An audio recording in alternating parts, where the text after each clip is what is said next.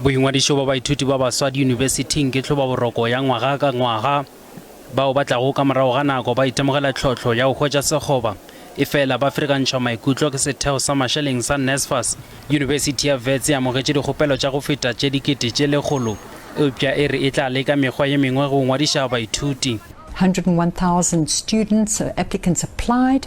We've got place for just over 6,000, and each of those students probably would have applied for 2 or 3 programs. Unibesithi e piletša go baithuti bao ba nago le kgatlhego ya go ingwadišetša ngwageng wa dithuto wa 2024 go dira dikgopelo ka la pele kgweding ya Hlakola. So most of our applications and registrations have been online.